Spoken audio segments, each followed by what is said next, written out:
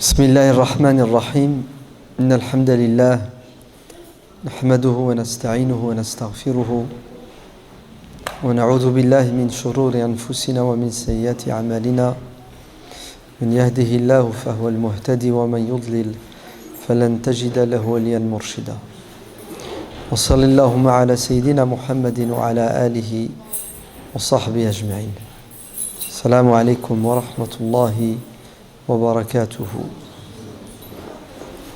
Dieu dit dans le Saint-Coran: wa sahibhuma fi dunya ma'rufa.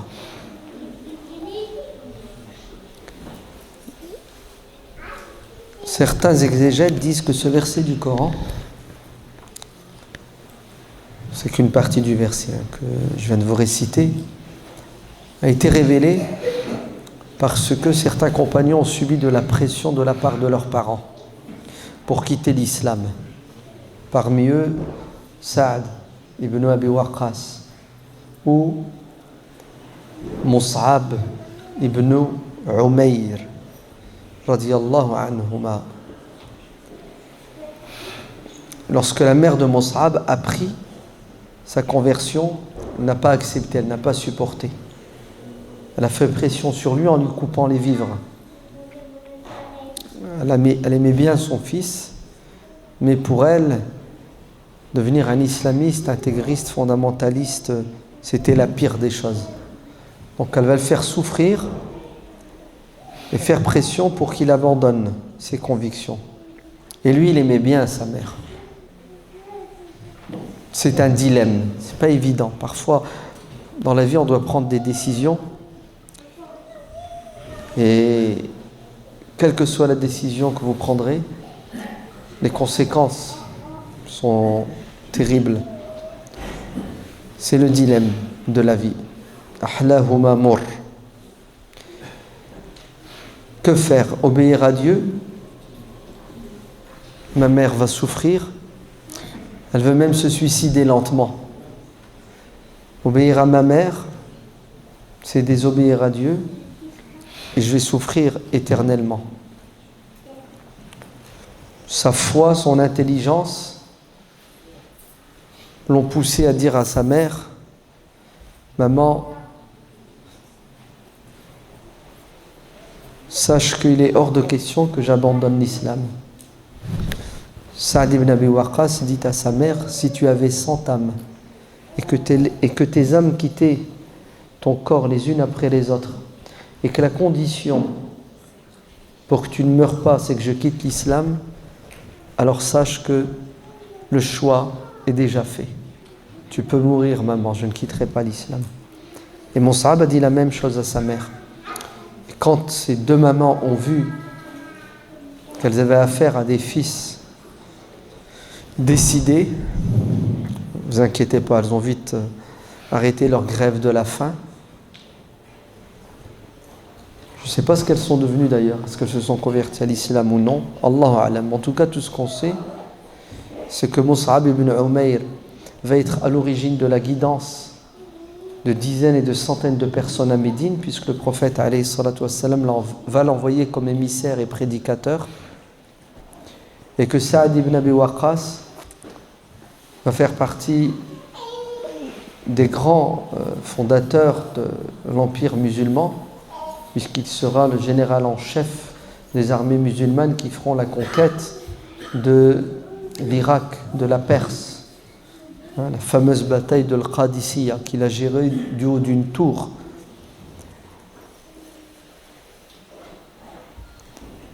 Donc Dieu dit dans le Coran: وَإِنْ جَاهَدَاكَ عَلَىٰ أَن تُشْرِكَ بِي مَا لَيْسَ لَكَ بِهِ عِلْمٌ فَلَا تُطِعْهُمَا. Et si tes parents font pression sur toi pour que tu désobéisses à Dieu, alors ne leur obéis pas. Le prophète sallallahu alayhi wa sallam dit: point d'obéissance à une créature qui vous demande de désobéir à Dieu. Fût-elle ton père, ta mère. Le respect et l'obéissance aux parents sont dans notre religion des devoirs sacrés, mais avec des limites. Il faut que nos parents soient raisonnables et ne nous demandent pas ce qui est en contradiction avec la vérité divine et prophétique, avec la morale, avec tout ce qui est bon et utile. Que faire dans ce cas de figure lorsqu'on a des parents qui nous poussent à l'égarement? Deux choses. Ne pas céder, donc ne pas désobéir à Dieu, et se battre pour ne pas entrer en conflit avec ses parents et rester à leur côté pour les accompagner parce qu'ils sont dans le besoin. Personne, quand elle prend de l'âge, elle s'affaiblit. Donc elle a besoin de qui? Elle a besoin de ses enfants pour pouvoir finir ses jours dans la paix. Alors le Coran dit وَصَاحِبْهُمَا فِي الدُّنْيَا مَعْرُوفًا, c'est-à-dire ne leur déclare pas la guerre comme eux ils l'ont fait. Reste à leur côté et sois bon et généreux avec eux tout en obéissant à Dieu. Et ici le Coran nous parle de parents qui en principe ne sont pas musulmans, puisqu'ils t'invitent au shirk, c'est-à-dire à la mécréance, à l'association. Est-ce possible que des parents musulmans poussent leurs enfants à la désobéissance à Dieu? Bien entendu.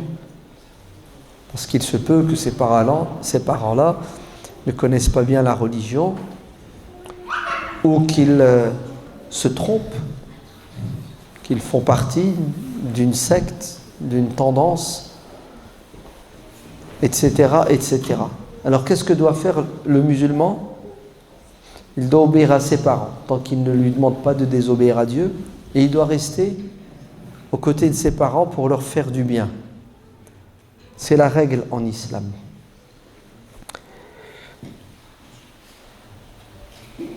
Deuxième anecdote, après celle de Saad et de Mus'ab, c'est celle que le prophète sallallahu alayhi wa sallam nous a racontée dans le hadith porté.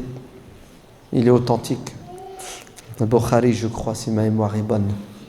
Le hadith des 3 personnes qui voyageaient et qui se sont réfugiées dans une grotte. Vous vous en souvenez? Il y a eu un éboulement, il y a un rocher qui a fermé l'entrée de la grotte. Prisonniers, ils s'en remirent à Dieu, ils lui demandèrent de l'aide. Et qu'est-ce qu'ils ont fait? Ils ont fait une offrande spirituelle. C'est-à-dire, ils ont dit: Ya Allah, sauve-nous parce que nous avons été à un moment donné de notre vie généreux, altruistes. Et comme tu nous as appris que celui qui fait du bien sera récompensé, on a fait du bien, récompense-nous aujourd'hui en nous sauvant de cette misère et cette galère. Et chacun va se rappeler, et avant de faire son invocation, dire: Ya Allah, j'ai fait ça. Donc, ne m'oublie pas aujourd'hui. Et c'est autorisé en islam. Avant de demander à Dieu quelque chose, vous pouvez faire un geste, une sadaqa. Ensuite, vous faites une dua, vous faites une prière et vous faites une invocation. Ou vous pouvez faire aussi ce qu'on appelle un nadr, une promesse. C'est-à-dire, vous faites une bonne action. Non, vous demandez à Dieu en disant: Ya Allah, donne-moi ceci, et si tu me le donnes, je ferai cela. Et Dieu vous donne, vous devez assumer votre engagement. Vous devez faire, sinon vous êtes un traître, un arnaqueur. Yufuna bin nadri. D'accord? Donc c'est possible, hein? Quoique ce n'est pas recommandé en islam parce que c'est du chantage, non? C'est pas du chantage, hein? C'est du business, c'est ça. Mais que voulez-vous? Si ça peut pousser le musulman à faire une sadaqa, pourquoi pas? Parce qu'il y en a qui sont avares et radins, ils lâchent rien. Et quand il est coincé dans la galère et la misère, qu'est-ce qu'il fait? Mais il dit: Allah, si tu me donnes ça, je donne de l'argent. Bon, Allah, il lui donne comme ça, il lui soutire de l'argent. C'est l'être humain. l'un des trois dira « Ya Allah, tu sais très bien ce que j'ai fait tel jour. » Alors, qu'est-ce qu'il a fait? Il avait l'habitude de se réveiller le matin et d'aller bosser. C'était un éleveur. Il avait son troupeau d'animaux, de bêtes, de chameaux, de ce que vous voulez. Il partait le matin dans les pâturages et le soir, quand il rentrait, il s'arrêtait devant la demeure de ses parents. Il trayait sa chamelle et ensuite il offrait le lait à ses parents. Et c'était une habitude chez lui. Tous les soirs, avant de rentrer chez lui, c'est-à-dire sa femme et ses enfants, il passait d'abord chez ses parents. Il devait être voisin, habitait à côté, en tout cas pas loin. Il leur donnait à boire, il leur donnait à manger, il prenait soin d'eux et ensuite il regagnait sa petite famille. Et un jour, il est arrivé en retard pour des raisons, embouteillage. Villeneuve-Saint-Georges là, Pompadour. Donc il est arrivé en retard et ses parents ont attendu, fatigués, se sont endormis. Et qu'est-ce qu'il a fait? Il a fait ce qu'il avait l'habitude de faire. Il a pris le lait de sa chamelle et il est resté au chevet de ses parents qui dormaient. Il n'a pas voulu les réveiller, les déranger. Et il a attendu que ses parents se réveillent pour leur offrir le lait. Et Allah, si j'ai fait ça par amour pour toi, c'était un devoir envers mes parents. Aujourd'hui, Allah, sors-moi de cette galère dans laquelle je suis. Et le rocher a bougé et ils sortiront de cette galère grâce au bien qu'ils ont fait. Les savants musulmans disent que la sadaqa préserve et protège. La sadaqa protège l'être humain sur terre et dans l'au-delà. Et ils disent que prendre soin de ses parents et leur faire du bien protège mieux encore. Vous savez ce que ça fait? Ça augmente ta vie. Longévité. Tu vis plus longtemps. C'est-à-dire, si Dieu a décidé que tu vives 60 ans, il le sait d'avance, t'inquiète. Parce que tu seras généreux, bon, juste avec tes parents, pendant 20 ans, admettons que ça vaille 2 ans, Allah te note 62 ans. Au lieu de mourir à 60 ans, tu mourras à 62 ans. Tu auras gagné 2 ans de plus. Grâce à quoi? Grâce à cette obéissance, à cette bonté et générosité envers qui? Envers tes parents. Ainsi, le prophète sallallahu alayhi wa sallam dit, si vous voulez que Dieu vous donne longue vie, alors ne rompez pas les liens avec vos proches et en particulier vos parents. C'est clair tout ce que je viens de dire? Je ne vais pas vous citer tous les versets, tous les hadiths qui nous incitent à bien se comporter avec les parents, etc. Le danger que encourt sur terre et dans l'au-delà celui qui déclare la guerre et qui fait du mal à ses parents, parce que je suppose que vous les connaissez, n'est-ce pas? Vous avez déjà entendu tout cela. D'ailleurs, nos discours du vendredi traitent souvent de ce genre de thème. Alors je vais vous parler d'autre chose. Je vais vous parler de la réalité actuelle et surtout je vais essayer d'anticiper des problèmes qui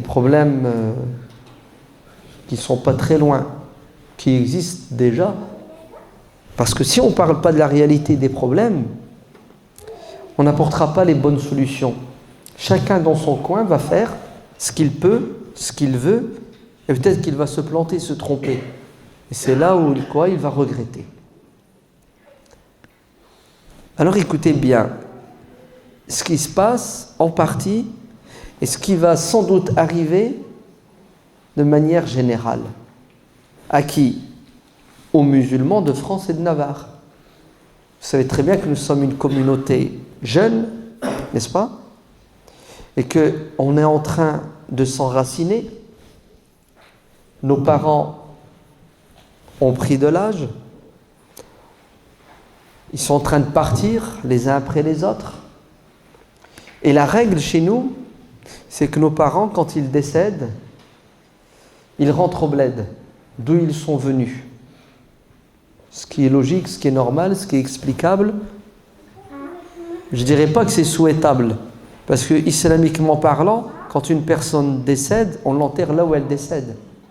Il ne nous est pas demandé de quoi? De transporter le corps. C'est même pas recommandé, puisque la sunna nous enseigne qu'il faut vite enterrer nos morts et non pas les garder. Donc la règle voudrait que quand quelqu'un décède à Vigneux, qu'il soit enterré à Vigneux. Et l'argument « je vais être enterré à côté de mon père, à côté de ma mère », il n'est pas rationnel, il est émotionnel. Hein, c'est des sentiments. Je veux bien, ça ne me dérange pas. Jabir ibn Abdillah radiyallahu anhu est allé déterrer son père, qui était dans le cimetière de Uhud, c'est ça? Et il l'a rapproché du cimetière familial à Médine. C'est un droit, mais c'est pas ça la règle. La règle, c'est là où tu meurs, tu te fais enterrer. C'est pour cela, vous avez fait des mosquées où vous priez, vite. Il vous faut des cimetières où on va aller prier sur vous. Hein? Vous avez un carré musulman dans le cimetière de Vigneux? Alhamdulillah. Mabrouk, Allah ibarak. C'est bien. Mais il ne se remplit pas. Hein? Ouais. Parce que tous les anciens font un rapatriement, qui coûte cher d'ailleurs. Sinon, il sera vite rempli. Allah vous donne longue vie. Mais t'inquiète, il va se remplir. Ouais. Parce que la deuxième génération va se faire enterrer en France en majorité. Sauf objection, non? Je sais pas, il y en a qui sont contre. Levez la main, vous avez le droit d'être contre. Hein. Ou peut-être que vous avez un avis différent. Faute de mon frère. Moi, je suis pas contre, mais je suis complètement différent. Et, oui. Ce que j'avais entendu, c'est qu'il fallait être enterré en terre d'islam. Très bien. Donc le frère dit ce qu'il a entendu, ce qu'il sait, ce qu'il pense savoir, c'est que le musulman doit se faire enterrer en terre d'islam. En fait, non, c'est pas tout à fait ça. Le musulman se fait enterrer là où il décède, c'est ça la règle. Il n'y a aucun hadith qui dit qu'il faut se faire enterrer en terre d'islam, ni un verset du Coran. Dieu dit qu'il nous a créé de la terre, minha khalaqnakum, c'est ça. Et puis nous allons retourner à la terre, et de la terre nous allons ressortir. Même si tu décèdes au milieu de l'océan et tu te fais enterrer dans l'océan, même si tu te fais agresser par un lion et qu'il te mange, peu importe, ton corps deviendra de la poussière, il disparaîtra, ton âme ira au paradis ou en enfer, et le jour de la résurrection, les corps ressurgiront de là où ils sont, puisqu'il restera toujours Ajab al-Zanab, le premier atome, si on peut dire comme ça. Hein, ton ADN ne disparaîtra pas, ton corps sera recréé, l'âme le regagnera pour ensuite être jugé entre au paradis ou en enfer. S'il y a bien un endroit où il est souhaitable de se faire enterrer sur terre, c'est Al-Baqi', le cimetière de Médine. Car le prophète sallallahu alayhi wa sallam dit dans un hadith, qui est authentique pour certains savants de hadith, que celui qui se fait enterrer là-bas, dans le Baqi', le prophète intercédera en sa faveur. Donc oui, c'est bien de se faire enterrer là-bas. Maintenant, la terre appartient à Dieu. Fais-toi enterrer là où il y a ta famille, où il y a tes proches. Nous avons, alhamdulillah, la chance d'avoir la possibilité, en France, dans notre pays, d'avoir un carré dans le cimetière. Donc, c'est là où on doit se faire enterrer. La règle, ce n'est pas de déplacer les corps. Et c'est exactement ce que les compagnons du prophète, sallallahu alayhi wa sallam, ont fait. Les compagnons du prophète ont émigré. Par exemple, ils étaient à la Mecque. Quand ils décédaient, ils se faisaient enterrer à la Mecque. Elle n'était pas terre d'islam. Ceux qui vivaient dans leur tribu, qui n'étaient pas musulmans, se faisaient enterrer dans le territoire de leur tribu. Et quand les compagnons ont quitté l'Arabie, pour aller par exemple dans le Cham, au Moyen-Orient, qui n'était pas encore une terre d'islam, ou en Perse, ou en Égypte, tous ceux qui sont tombés martyrs ou qui sont décédés se sont fait enterrer. Sinon, l'exemple le plus clair, c'est l'exemple de celui de Hiram bint Milhan. Le prophète sallallahu alayhi wa sallam lui a rendu visite, comme il avait l'habitude de lui rendre visite à elle et à sa sœur, Sulaym, deux femmes extraordinaires, engagées. Et le prophète a fait sa sieste chez Hiram. Et il s'est réveillé avec le sourire.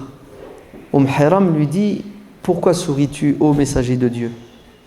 Le prophète sallallahu alayhi wa sallam dit: je viens de voir dans mes rêves, Dieu m'a fait voir des musulmans qui partent en expédition militaire, qui prennent la mer, donc les bateaux. Dieu leur pardonnera tous leurs péchés. Et Hiram va dire: ô messager de Dieu, demande à Dieu que je fasse partie de cette armée musulmane. Pourquoi? Parce que Dieu pardonnera leurs péchés et ils mériteront le paradis. Et le prophète sallallahu alayhi wa sallam dira: ya Allah, que Hiram en fasse partie. Le prophète se rendort et il se réveille, il sourit à nouveau. Prophète, pourquoi tu souris? J'ai vu une autre armée musulmane qui a pris la mer et que Dieu leur pardonne. Hiram à nouveau dit: ya Rasulallah, demande à Allah que j'en fasse partie. Et le prophète lui dira: non, tu ne pourras pas faire partie de la deuxième armée, tu feras partie de la première uniquement. En l'année 46 de l'Hégire, Muawiyah envoie une armée dans laquelle se trouvent des compagnons du prophète, Abdullah ibn Omar, Abu Ayyub al-Ansari, Ubada ibn Samit, l'époux de Hiram bint Milhan, qui accompagne son mari, qui veut faire partie de cette armée. Le prophète n'a-t-il pas fait une dua pour elle? N'a-t-elle pas demandé d'en faire partie? Elle s'enrôla. Cette armée, à partir d'Alexandrie, va prendre la mer. Ils vont faire une halte dans une île qui s'appelle Chypre, Kobros. Vous voyez où c'est? Ouais. Et quand elle est descendue du navire, elle a fait une chute mortelle. Elle est morte. Elle a été enterrée à Chypre. Donc tu vois qu'ils n'ont pas gardé son corps, qu'ils n'ont pas cherché à ramener son corps, et qu'ils n'ont pas dit qu'il fallait l'enterrer en terre musulmane. D'ailleurs, techniquement, comment ils auraient pu faire? Peu importe. En tout cas, elle s'est fait enterrer à Chypre, qui n'était pas une terre musulmane. Et encore aujourd'hui, si tu vas à Chypre, sache que sa tombe existe toujours, son mausolée existe toujours. Et tu trouveras une épitaphe où il est écrit Qabru al-mar'ati as-saliha, la tombe de la femme sainte, Hiram bint Milhan. Elle existe toujours, sa tombe là-bas, son mausolée. Et les compagnons vont continuer, remonter vers le nord et faire le siège de Constantinople. Et beaucoup de sahaba vont tomber martyrs. Parmi eux, Abu Ayyub al-Ansari. Et que va dire Abu Ayyub? Il dit: blessé, si je décède, alors rapprochez-moi au maximum des murailles de Constantinople et enterrez-moi là-bas.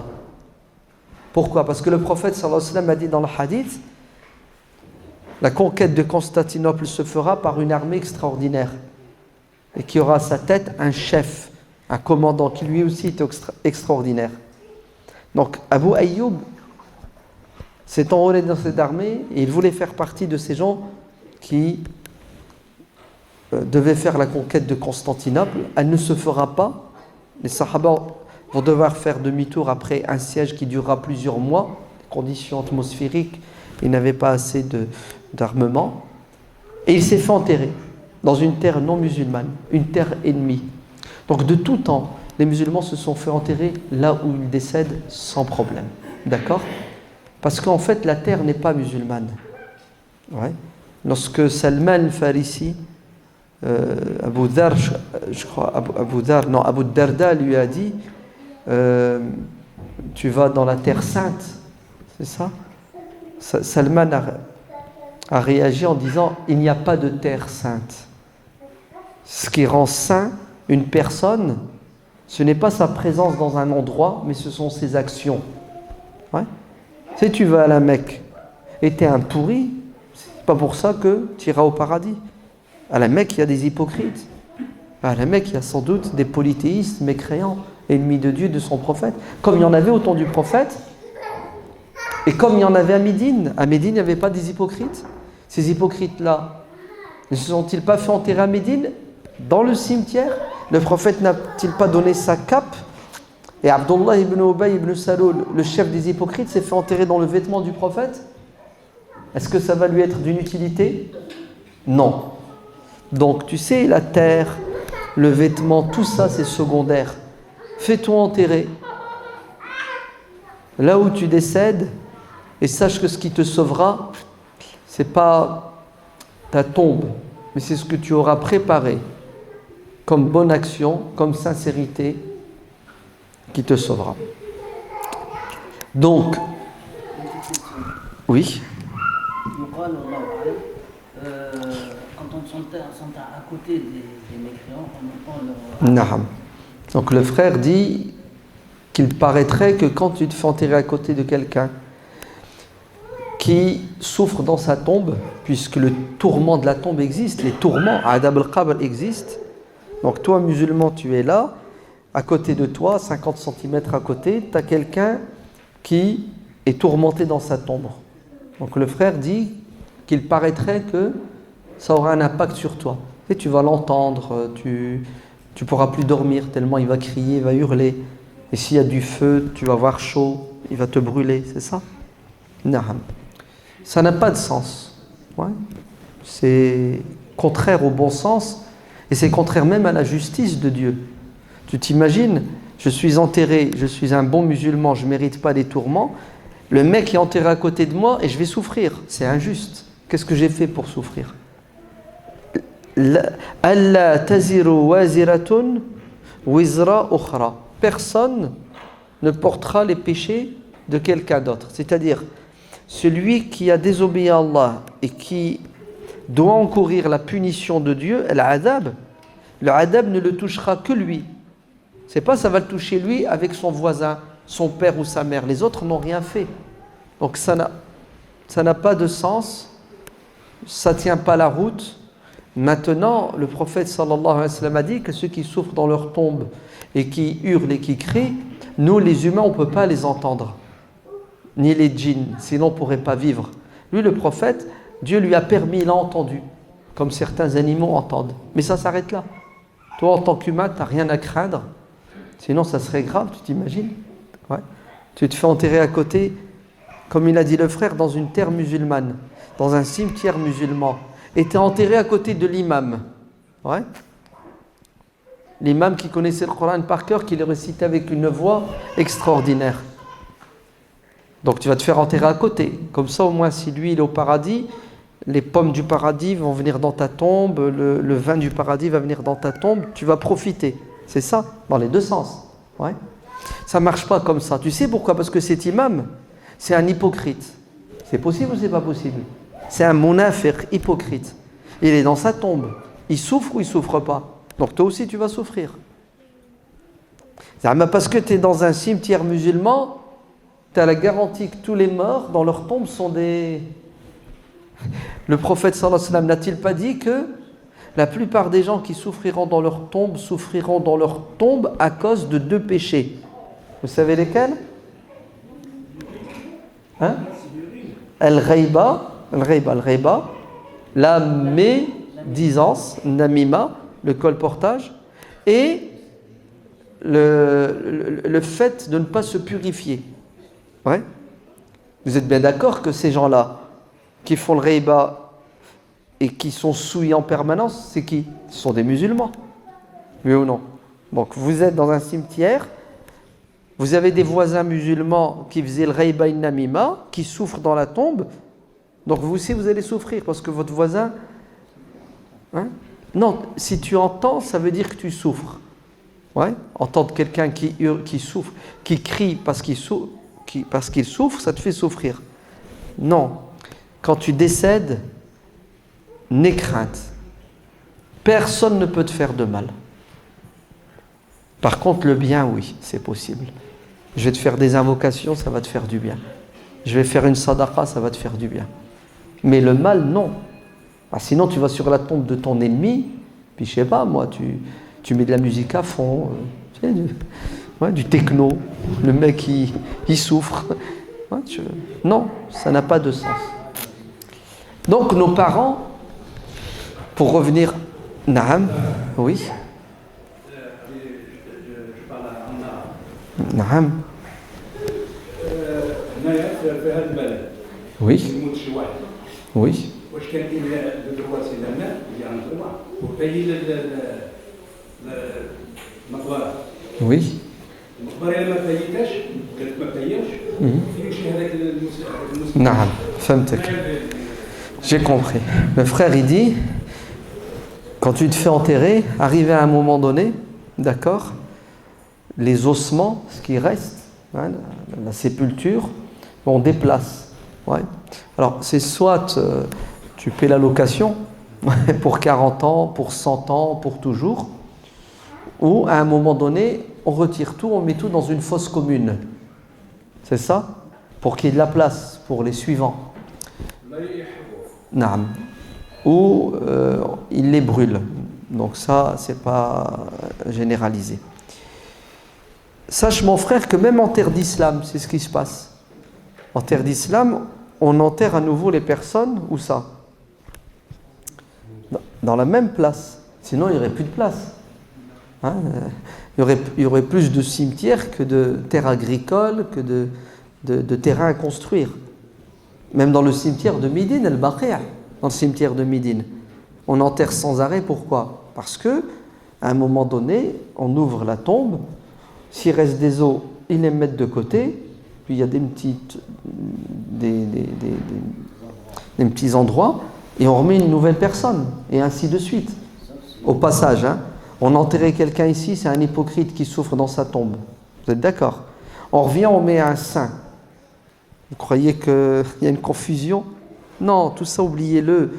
L'autre monde est géré par des lois qui sont justes et il n'y a pas de...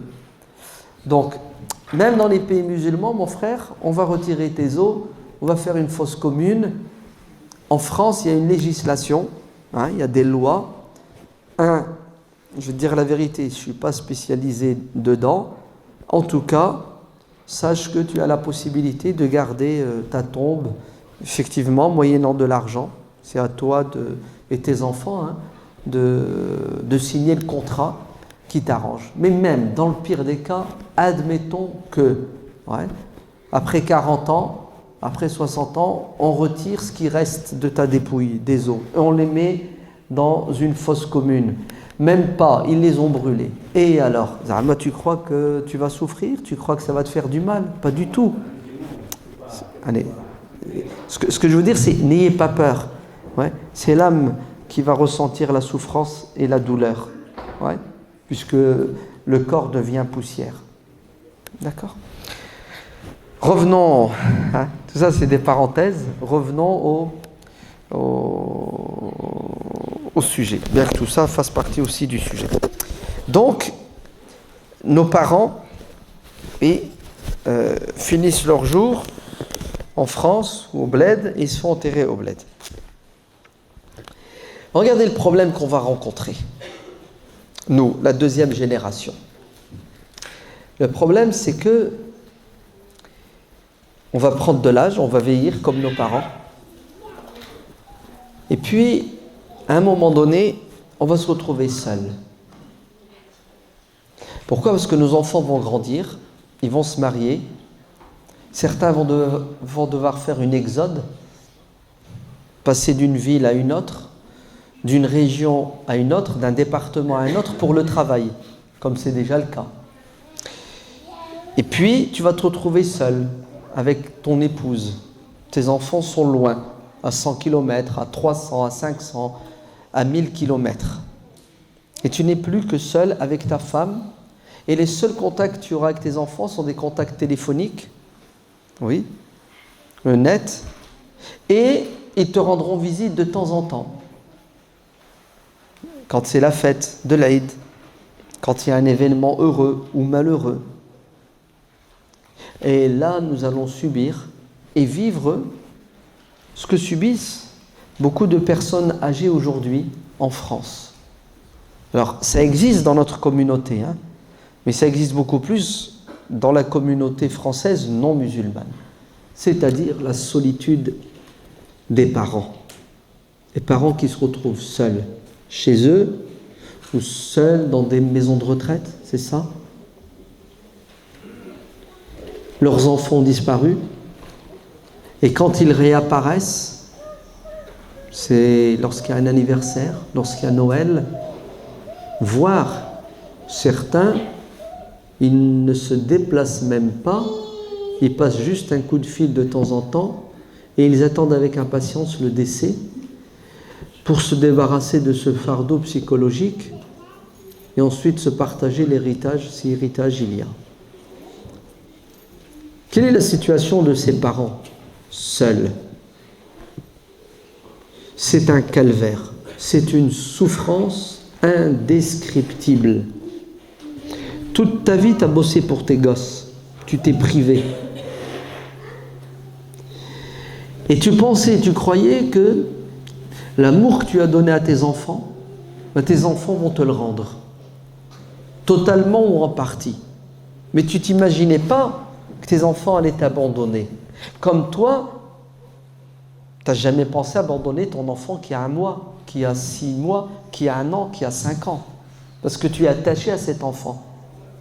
Tu as des devoirs envers lui. Qu'est-ce qui se passe? Ça a commencé et ça va s'aggraver. Vous savez ce qui se passe aujourd'hui? Vous avez certains de nos parents qui se retrouvent seuls. Pas toujours parce que les enfants sont mauvais. C'est parce que les conditions socio-économiques l'imposent. Tu habites à Marseille et ta société close de... quand tu as signé ton contrat, c'est ça? Tu dois te déplacer, aller où on t'envoie. Il t'envoie à Bruxelles, il t'envoie à Lille. Et ton père se retrouve seul, ta mère se retrouve seule. Tu fais quoi? Tu abandonnes ton travail, tu bosses pas? Est-ce que vous savez que des gens vivent aujourd'hui ce dilemme? C'est une question, hein? Deuxième problème que connaissent des parents aujourd'hui. T'habites pas loin, tu habites dans la ville. Tes parents, ils sont à 10 minutes, une demi-heure de chez toi. Mais tu travailles. Et vous savez ce que c'est le travail aujourd'hui? Tu sors à 6 heures, tu rentres à 18 heures. Esclavage moderne. Tu rentres dans quel état? En pièces détachées. Physiquement, détaché physiquement et psychologiquement. Et quand tu rentres chez toi, tu as une femme et des enfants, n'est-ce pas? Tu as des obligations matérielles. Au début, tu rends visite à tes parents. Et avec le temps, les visites s'espacent. Et même tes parents, ils sont tellement sensibles et compréhensibles qu'ils n'osent pas t'appeler quand ils sont dans le besoin parce qu'ils ne veulent pas te déranger. Alors, ils s'assument tant bien que mal seuls. Bien que la distance physique n'est pas si importante. Mais notre société met des barrières entre nous et nos parents. Troisième cas de figure. Tes parents sont pas loin. Ton boulot, il n'est pas trop prenant. Mais malheureusement, tu es marié avec une femme qui n'est pas très catholique, si je puis dire. Ouais. Un peu égoïste, qui ne supporte pas que son mari rende visite à ses parents de manière récurrente et régulière. Elle est jalouse. Ouais. Tu préfères ta mère. Tu es toujours chez ton père. Alors, je ne parle pas de celui qui n'assume pas ses obligations à la maison. Il faut trouver un terrain d'entente, il faut assumer tous ses devoirs. Mais malheureusement, il y a des femmes comme ça. Comme il y a des hommes qui se comportent comme ça. Il a une épouse extraordinaire qui prend soin de ses parents. Il devrait être content, heureux, la soutenir, être à ses côtés, l'épauler. Mais non. Il est jaloux, il est égoïste, il pense qu'à sa poire, il n'aime pas sa belle-mère ou son beau-père, et qu'est-ce qu'il fait? Il met des bâtons dans les roues à sa femme pour l'empêcher d'assumer un devoir. Ben oui, puisque ses frères ne font rien, elle n'a quand même pas laissé ses parents mourir. Quatrième cas de figure. Tes parents n'habitent pas loin. Tu as du temps. Ta femme, elle est magnifique. Ton mari est super. Mais il y a un problème. Ton père est malade. Ta mère est malade. Et aujourd'hui, il n'y a pas que des maladies physiques. Il y a des maladies qui sont de plus en plus compliquées. On fait quoi? Parkinson, Alzheimer. Vous entendez? Comment tu vas gérer cela? Sachez que il y a déjà des musulmans qui vivent ces problèmes aujourd'hui et qui n'arrivent pas à trancher. La solution la plus simple, ou plutôt la solution, elle n'est pas la plus simple parce que quelqu'un qui aime ses parents, c'est pas simple pour lui. Du moins, la solution la plus consensuelle, bien que pour les parents, ça reste quelque chose de terrible, mais c'est de mettre ses parents dans une maison de retraite. Il y a des gens qui prennent soin d'eux. Ils sont bien nourris, bien logés. Il y a peut-être des activités. Puis tu leur rends visite de temps en temps. Alors, vous dites quoi? C'est possible? C'est pas possible? C'est halal? C'est pas halal? Est-ce que vous savez que dans les pays musulmans, il y a des maisons de retraite maintenant? Oui, dans les pays musulmans. Pourquoi? Parce que les familles sont devenues des familles nucléaires. Chacun dans son coin. Avant, vous savez comment ça marchait? Papa, maman, les enfants se marient, ils restent. Tu prends une chambre, un étage, on vivait en communauté, en famille composée de plusieurs électrons. Aujourd'hui, c'est plus le cas. Aujourd'hui, on est dans des boîtes d'allumettes, c'est ça? Des appartements. Tu fais quoi? Ah oui, j'ai la solution. Je prends mon père et ma mère chez moi. T'as la place? Et même si j'ai pas la place, oh, c'est à ton honneur, mashallah. Mais sache qu'il y a des gens qui, surtout chez vous ici en Île-de-France, ouais, il est marié, il y a 3 enfants, il est dans un 60 mètres carrés. Ouais. Et parfois, il y en a qui n'acceptent pas, je vous l'ai dit, l'épouse qui n'accepte pas les parents du mari ou le mari qui n'accepte pas les parents de sa femme. C'est compliqué, chers frères, chères sœurs. Vous entendez? C'est compliqué. Il faut tout de suite commencer à bien penser, réfléchir cette problématique de la prise en charge de nos parents. Et j'ai encore envie de vous dire, nos parents, ça va. Ils sont en bonne santé. Allah ibarak fi saha diyalhum, qu'Allah leur donne bonne santé. Et encore, nos parents, ça va. Vous savez pourquoi? Ils vont au bled. Et au bled, ils y trouvent. Hein? Mais en tout cas, nous, les Français musulmans, on n'aura pas les mêmes avantages et les mêmes chances que nos parents. Parce que peut-être que nos enfants, leurs relations avec leurs parents seront moins impactées par la culture, par la religion, puisque on est en train de nous assimiler dans ce que l'assimilation de positif et négatif, c'est-à-dire on devient des égoïstes. Vous entendez? C'est quoi la solution? La solution, c'est d'anticiper les problèmes, de les mettre sur la table, d'en parler sans tabou. Deuxièmement, oui, écoutez bien ce que je vais vous dire. Et je dis ce que je veux, et je dis ce que je pense être vrai et bon, et peut-être que je me trompe, peut-être que je ne me trompe pas. Vous avez le droit de ne pas être d'accord, vous avez le devoir de ne pas être d'accord si vous pensez que ce que je dis c'est faux, c'est pas vrai.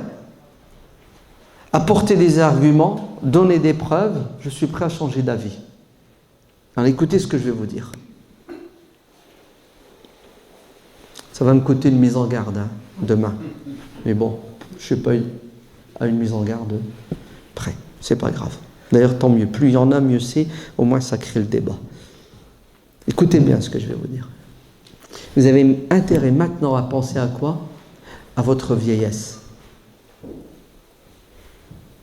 Vous avez intérêt à penser maintenant à vos vieux jours quand vous aurez besoin de vos enfants, ne serait-ce que pour parler avec eux, ne serait-ce que pour les regarder et faire des sourires, ne serait-ce que pour sentir leur odeur, ne serait-ce que pour vous rappeler des souvenirs. Mais pour avoir vos parents à côté, il vous faut des moyens. C'est pour ça, maintenant, achetez votre maison. Et n'achetez pas n'importe quelle maison. Achetez une maison qui va pouvoir vous loger, vous, et loger vos parents. Mettez le paquet. Oui. Tu habites au premier étage, ton père et ta mère sont là. Au contraire, pardon. Tes parents sont au premier étage et toi, tu es là-haut. Tu achètes une maison, il y a du terrain, tu construis dans une partie du terrain. Nos parents, ils sont pas... Vous savez, quand on est vieux, on ne demande pas beaucoup. Ouais. D'ailleurs, vous savez qu'est-ce qu'on demande quand on est vieux? C'est pas du matériel. On demande de l'amour. Ouais. وَاخْفِضْ لَهُمَا جَنَاحَ الذُّلِّ مِنَ الرَّحْمَةِ. Tu sais qu'est-ce qu'ils demandent les parents quand ils sont vieux? C'est pas du matériel. Ils demandent des enfants qui vont les recouvrir avec de la tendresse, de la miséricorde, qui vont les comprendre. Parce que la solitude, c'est mortel. Vous m'avez compris? C'est clair ou c'est pas clair ce que j'ai dit? Vous avez besoin que je détaille? Ouais, je connais la question. Ah, mais attends, je fais comment pour acheter une maison? Ouais, j'ai pas les moyens. Ouais. Bon, vous avez compris. Allez-y, jouez au malin, rigolez, vous allez voir. Dans 30, 40 ans, vous allez pleurer. Et ce jour-là, vous appellerez Cheikh Abou Machin, Abou Portant. Ouais. Et puis vous lui poserez la question. Je fais quoi avec mon père et ma mère? Hein? J'habite dans un F3, j'ai pas de place. Mon père et ma mère, ils sont à 300 km, ils sont tout seuls. Je fais quoi, cheikh? Ouais. Mais cheikh, il va dire, ils doivent habiter avec toi. Ouais, mais cheikh, nous, on est en France. Hein. On n'est pas dans les pays arabes où l'immobilier, il est accessible. Ouais. Tu peux même construire sans permis dans certains pays. Ouais, tu rajoutes 4 pièces, ni vu, ni connu. Mais non, en France, c'est plus compliqué en France, non? Vous allez voir. Le chéri ne vous donnera pas de réponse. Vous savez ce que le chéri va dire? Haram, halal, haram, halal. Et il va te mettre dans une situation où tu vas vivre l'enfer. Parce que psychologiquement, si tu as un peu de foi et un peu d'amour envers tes parents, tu pètes les plombs. Taï. Ma mère mskina, elle est toute seule, elle est là-bas. Et moi, je suis ici avec ma femme et mes enfants, je travaille. Vous comprenez? Le problème, il est réel. Hein? Est-ce que vous savez que moi, je reçois des coups de fil? Écoutez bien. Des coups de fil de femmes qui me disent, voilà, écoutez la situation. J'ai 40 ans, je travaille, je vis seule avec ma mère. Généralement, c'est beaucoup de filles. Hein? Des rjal. Elles prennent en charge la famille. Parce que les frères, ils fument du joint. Ouais. Écoutez bien. J'ai 40 ans, hein, je suis avec ma mère. Bien sûr, elle n'est pas mariée, mskena. D'accord? Ma mère, elle a 73 ans, 70 ans, peu importe. Écoutez maintenant. Et elle atteint de Alzheimer. Je ne peux pas la laisser seule. Je n'ai pas les moyens, l'argent pour payer une femme qui va rester à la maison, la surveiller, s'occuper d'elle pendant que je suis au boulot, parce que j'ai 800 € de loyer, j'ai ça. La retraite de ma mère, des clopinettes. Ouais. Ah oui, attends, ton père n'était pas médecin. Hein. Je fais quoi? Et même quand je suis là, j'arrive pas à la gérer. C'est dur de s'occuper d'un malade et pas n'importe quel malade. Regardez, est-ce que c'est halal en islam que je place ma mère? Vous avez compris? Je place ma mère. Et attention, on te dit ça avec les larmes aux yeux. Hein. Je ne te le dis pas avec plaisir. Donc c'est un cas de figure. Mais, allô, oui, j'ai un problème. J'ai ma mère à la maison, c'est la guerre avec ma femme tous les jours. Parce que ma mère, mskina, elle a pris de l'âge, elle prend la tête à ma mère tous les jours. Et c'est ma mère qui a tort. Et oui, quand on prend de l'âge, on devient un peu un enfant. Ouais, on est facilement irritable. On n'a plus de patience. Ma femme, elle est très bien. Elle s'occupe magnifique de... Mais elle n'en peut plus. Je fais quoi? Ma mère, ma femme. Ma femme, ma mère. Alors que si j'avais, tu sais, la maison, puis collé à ma maison, ou juste derrière... Oui, il nous faut des moyens matériels.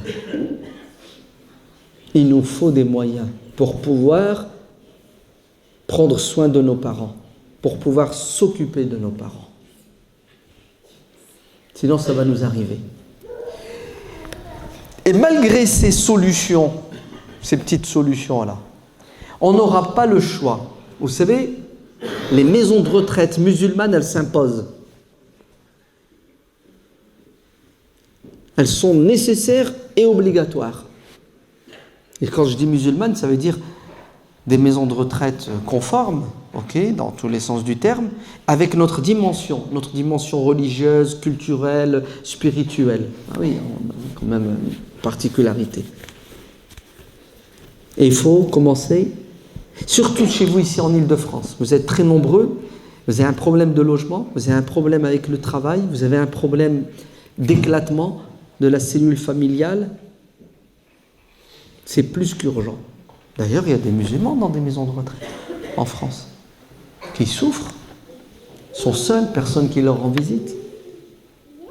Moi, je m'imagine une maison de retraite musulmane, ouais, où il y a la prière ensemble, il y a un camion qui les prend, qui les emmène à la mosquée, des visites. Elle est vraiment pour que les personnes vivent, vous entendez, prennent plaisir à la vie et non pas on les jette dans un coin toute la journée devant la télé et si jamais ils parlent on leur donne un médicament pour les calmer, pour les assommer. La vie elle passe très vite. Et vous savez, l'autre problème c'est quoi?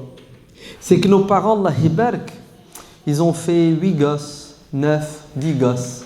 Ben, quand tu fais 10 gosses, tu as 2 ratés, 4 ratés, il en reste 6.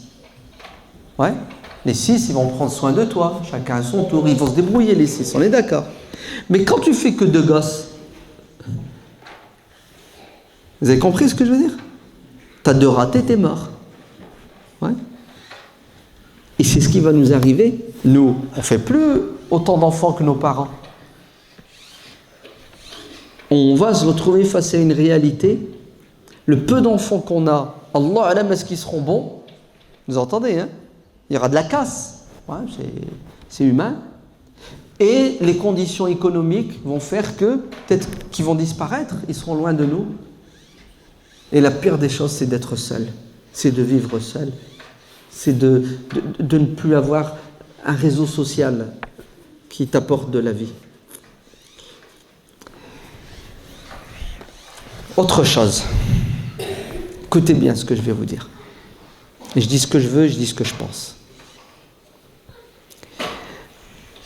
Nos parents déjà aujourd'hui sont la preuve que ce que je dis c'est vrai. Et nous, on va le vivre encore plus. On a construit des mosquées, vous avez vu, Allah Ibarak. Il y a encore des mosquées qui sont en train de se construire en France, par dizaines. Subhanallah. À part les Turcs, que Dieu les bénisse, tu ne trouves pas une mosquée construite par les musulmans, arabes, africains, ce que vous voulez, qui a pensé, quand la mosquée se construisait, aux personnes âgées. Nos parents, ils viennent, ils font la prière, après ils s'assoient. Prière, ils s'assoient. Voire même dans certaines mosquées, ils s'assoient, ils parlent. Alors bien sûr, au début tu parles de choses halal, après tu tombes dans le haram, le ghaiba, le namima, ok. Parfois ça crée même des conflits dans les mosquées. Et nos parents sont là, Zohr, l'Asr, le Maghrib, l'Aïcha, imaginez-vous en été, et ils s'ennuient. Pourquoi est-ce que les mosquées ne pensent pas à la santé psychologique de ses parents? Pourquoi il n'y a pas une pièce où ils peuvent s'asseoir sur des fauteuils parce qu'ils ont des problèmes de dos, des problèmes de genoux, où ils peuvent faire du thé, ouais, jouer aux dames, c'est ça? Un écran. Pourquoi est-ce qu'il n'y a pas une pièce où ils se retrouvent et ils font de la peinture? Ça fait rire certains. C'est ça, hein? Ils font des objets, ouais? De l'art, ça s'appelle. Ouais? Une pièce où ils vont se retrouver pour rire, pour se détendre. Pourquoi on n'a pas dans la mosquée une petite salle avec des vélos pour qu'ils fassent un peu de vélo, pour maintenir leur santé? Ouais?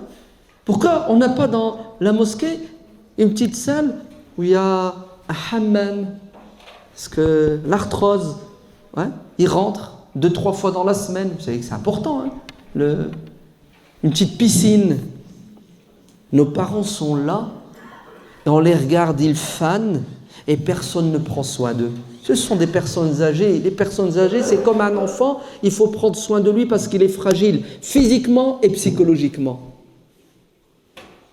Même nos mosquées, subhanallah, n'ont pas pensé à la santé, au bien-être des parents, des personnes âgées. Et on est responsables, nous les jeunes. Et vous allez voir, ça va nous arriver. La mosquée, doit y avoir un programme pour les personnes âgées, pour la détente, pour le repos, et pour qu'ils se sentent utiles. Tu sais, rien de pire dans une vie, c'est l'ennui, non? L'ennui, c'est mortel, l'ennui. Alors qu'ils ont des capacités extraordinaires, ils sont capables de... Donc c'est important, c'est fondamental, c'est nécessaire, c'est obligatoire. La mosquée doit prendre soin des parents. Vous, enfants, aujourd'hui, vous devez prendre soin de vos parents via la mosquée, en intégrant dans la mosquée un programme, une structure carrément, qui va leur offrir des services dont ils ont besoin pour leur épanouissement. Et ça vous servira, vous allez devenir vieux un jour ou l'autre, hein. Ça passe très vite, la vie. Mais non, on est là, ils rentrent, ils sortent, il n'y a aucune plus-value.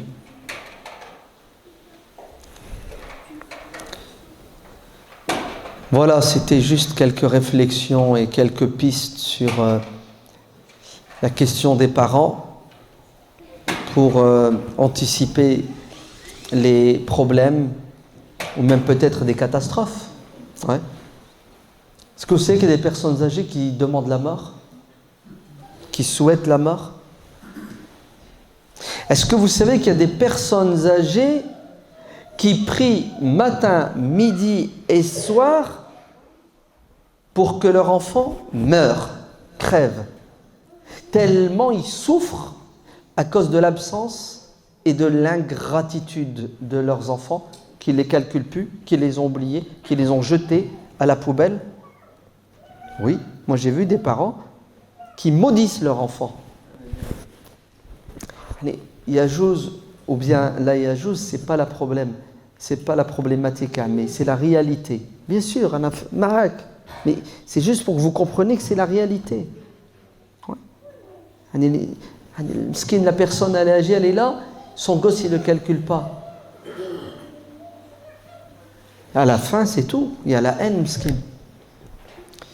Donc attention, attention, il faut voir à long terme. comme on s'occupe de nos enfants, on fait des écoles, ce qui est très bien, il faut en même temps penser aux parents et ce dont ils ont besoin. Donc, Inch'Allah, vous allez aller voir les responsables de la mosquée et puis vous allez leur faire une petite proposition, un petit projet, d'accord? Par exemple, 30 jeunes, chaque jour, il y en a un qui s'engage entre le Maghreb et l'Aïcha, descendre dans la cuisine, faire du thé, du café, le distribuer à nos parents qui sont assis à la mosquée. Regarde ce qu'ils aiment, les cacahuètes, les pistaches. Oui, tu fais ça à tes frais, chaque jour. Naam, bien sûr. Il le mérite ou il ne le mérite pas? Ouais. Et tous les 2 mois, une sortie organisée. La mosquée, elle loue un bus, un car, et on les emmène visiter Versailles. Oui, alors je fais, c'est beau Versailles, non? On leur fait des sorties, du matin jusqu'au soir, culturelles. Et après, vous faites une caisse secrète, ouverte. Vous mettez là-bas, sadaqa pour les personnes âgées. Et vous laissez les gens mettre. Et à chaque fois qu'il y a une somme, vous prenez les personnes âgées de la mosquée, leur nom, et vous tirez au sort. Mais tu as gagné une umrah, financée par la caisse des personnes âgées. Il le mérite ou il ne le mérite pas? Voilà, mettez une caisse là-bas. Sadaqa, appelez-la Wakhfid lahuma janaha dhulli min ar-rahma. Et peut-être que chaque année, vous allez en envoyer 2-3 umrah. Possible, hein? Il y a des gens qui sont bons, qui sont généreux. Hayya les jeunes, bougez-vous. Pardon, investissez. Ouais. Ça vous reviendra quand vous serez vieux. Birru aba'akum. Soyez bons avec vos parents, vos enfants seront bons avec vous. Vous avez compris? Prenez soin des personnes âgées. Allah vous mettra un jour sur votre chemin des personnes qui prendront soin de vous lorsque vous deviendrez une personne âgée. Vous en foutez des personnes âgées? De nos parents là, ce sont nos parents. Vous en foutez, vous ne les calculez pas. Vous allez voir. Encore eux, comme je vous dis, ils ont la santé, ils ont le bled, vous allez voir, nous, Allah alam ce qu'on va subir. Wallahu alam walhamdulillahi rabbil alamin. J'ai fini. Si vous avez quelque chose à dire, je vous écoute. Si vous n'avez rien à dire, je m'en vais. Naam. Je t'en prie. Les vieux de chez nous, c'est eux qui ont construit la mosquée. À 70%. 70, 80. 100%. Non, pas 100%. Hayyak Allah. Oui, mais bien sûr que nos parents ont construit les mosquées. Nos parents ont dépensé. Nos parents, c'est évident. C'est pour ça, c'est un crime, que de les croiser, les côtoyer, les regarder, ne rien faire pour eux. Allah va peut-être nous punir. Nous là, il va nous donner des enfants qui vont nous faire vivre l'enfer. Parce que c'est pas normal. Avec tout ce qu'ils ont fait, il n'y a personne qui a le souci. Allah, ne serait-ce que t'en attrapes 5, toi, cette semaine tu les invites à la maison, tu leur fais un repas. Semaine prochaine, t'en prends 5. Vous organisez, faites une commission à la mosquée, commission personnes âgées. Et créez des activités. Sinon, les pauvres. Donc, bien sûr, mon frère, tu as raison. تفضل يا عمي. يا شيخ كيف نربي هؤلاء الشباب التي تكون فيهم هذه الصفات؟ La question en français, il a dit comment éduquer ces jeunes pour qu'ils aient toutes ces qualités et qu'ils aient toutes ces ambitions et qu'ils veulent faire et pour faire tout cela. C'est ça la question de Ami. Ce qu'on est en train de faire aujourd'hui, c'est ça, Ami. Ouais, mais c'est pas suffisant. Ouais. On est en train d'éduquer les gens. Parce qu'ils ne sont pas mauvais, les jeunes, c'est parce qu'ils ne savent pas. Vrai ou faux? Vous avez déjà écouté quelqu'un qui vous a parlé comme ça? Vous avez déjà écouté une khutbah ou une conférence qui a évoqué ces problèmes? Dites-moi. Non. Pourquoi? Parce que ceux qui doivent éduquer n'éduquent pas. Ouais. Ceux qui doivent éduquer les jeunes, ceux qui doivent leur donner les moyens pour évoluer, ne leur donnent pas de moyens. Nos imams, quand ils parlent de quoi? Ils parlent de bid'a, haram, la tombe, le paradis, l'enfer, et on vit l'enfer ici. Ils sont à côté de la plaque. Ils n'abordent pas les vrais sujets, on ne parle pas des vrais problèmes. Est-ce que deux âmes de la même famille peuvent prendre des nouvelles l'une de l'autre après la mort, même si elles sont enterrées dans des pays lointains? Ça dépend du réseau. Ouais. Si c'est free, ça va être difficile. Ouais. Free, ça coupe sans arrêt. Je crois Bouygues ou la Orange, ça marche mieux. Naham. Je ne sais pas comment répondre. Ouais. Pour les âmes, il n'y a pas de distance. Hein, il n'y a plus de kilomètres. Tu sais, quand vous passez l'autre barre, vous êtes de l'autre côté, hein, ce qu'on appelle el barzakh, hein, le monde intermédiaire entre la vie d'ici-bas et le paradis, ou l'enfer, ça s'appelle el barzakh. Les lois ne sont pas les mêmes. Les lois, ouais, c'est normal. On a quitté le monde physique. Bien qu'il y ait un peu de ressemblance et de contact et de relation avec le monde physique. Donc n'ayez pas peur, hein, si contact il doit y avoir, il y aura, parce que ouais, le trafic il ne sera pas intense ou non. Puis j'ai envie de vous dire, c'est rien ça. Ils se voient, ils se contactent pas. C'est pas ça le problème. Le problème, vous savez, c'est quoi? C'est mon âme déjà. Ouais, c'est elle qui doit me préoccuper. Comment faire pour avoir une âme mutma'inna, c'est ça, une âme apaisée. Deuxièmement, si quelqu'un parmi ceux que j'aime est de l'autre côté, comment je dois faire pour qu'il soit apaisé? Les du'as, les invocations, ouais, les sadaqas, lecture du Coran, ou tout simplement, sois un bon musulman. Ouais. Faites une sadaqa jariya pour la personne. C'est ça qui importe. Ouais. Le prophète sallallahu alayhi wa sallam dit, quand quelqu'un décède, il arrête d'agir. Sauf s'il a laissé des enfants pieux qui vont faire du bien. Et rien que le fait qu'il reste pieux, c'est à l'avantage des parents puisque ce sont eux qui l'ont éduqué. Il est le fruit de leur investissement spirituel. Naam. Je voulais dire quelque chose que tu viens de dire. Oui. Il y a deux imams ici. Il a pris un livre qui nous a mis autour de lui, nous expliquer les morts, les parents notamment. Quand on fait des choses bien sur cette terre, ils sont heureux. Bien sûr. Pour nous. Bien sûr. De ne pas oublier de faire des sadaqas pour eux. Tout à fait. Et d'après ce qui se dit, tous les jeudis, les parents ils attendent que cette sadaqa vienne. Tout à fait. La main pour que tout les à fait. enfants ils donnent cette sadaqa. Exactement. C'est un hadith qui est daïf, qui est faible, qui dit que effectivement le jeudi soir, c'est-à-dire le vendredi, ouais, ils attendent avec impatience nos cadeaux. Ce sont des cadeaux, hein. Ouais. Que ce soit une dua ou que ce soit une aumône, ou bien sûr. C'est ça. Tu sais, il faut être concret et pragmatique.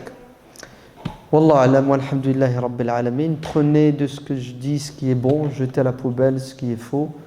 Continuez à discuter et à parler des vrais problèmes d'aujourd'hui et des problèmes qui vont nous tomber dessus dans 10, 20, 30 ans. Ça sera plus facile quand on anticipe. Wallah alam walhamdulillahi rabbil alamin. Subhana rabbika rabbil izzati amma yasifun. Wa salamun ala al-mursalin walhamdulillahi rabbil alamin.